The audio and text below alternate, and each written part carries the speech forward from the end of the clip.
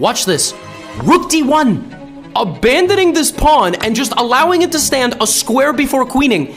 But now white gets an extra piece into the attack, gives up the knight for the rook with check, bishop h8, and now, how do you activate the queen without moving it? I'm speaking in riddles. f4, bringing the queen in. Like this. Now look at this move. Knight takes f4. You can take my queen, but then I'm gonna get yours. And if you take my knight, I'm gonna get this. But the only move, queen c2! Defending the bishop, maintaining an attack on the queen, and the knight is still hanging. Queen c7, and now, instead of taking the knight, which is also free, torch castles. Why does it castle? Because it wants its knight, it wants its king to safety and the rook to pressure the knight, which gets to the king. It's all about getting maximum resources into the attack. Queen b6 check, the king slides out of the way, the queen takes on b2.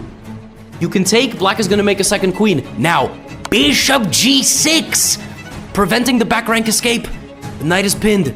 The king goes to the corner. Now we hunt the king out of the corner into a check, and now begins a circus-level king hunt. King e8, queen g6 check, king to d7. And now, how do you get to the king? And black is about to make a queen. What are you doing? Bishop e7! And you can't make the queen because queen d6 leads to mate. Wait, but what if you take the bishop? What if you well, then you walk into a ladder. Oh my god. Bishop e7.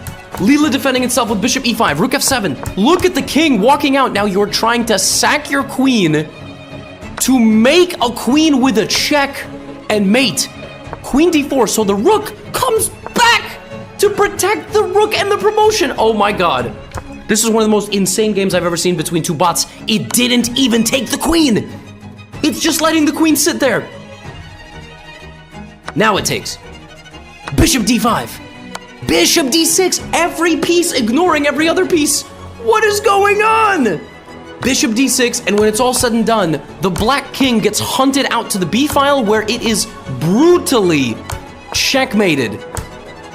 Brutally. And black never even played with a rook and a knight. Black basically gave torch 8 points of odds because it never used the rook and the knight. It finally uses them, but there's mate on the board. King c5. You take the queen, and now it's just the part where, you know, the pieces lose all, the one side loses all the pieces, and rook a3 mate.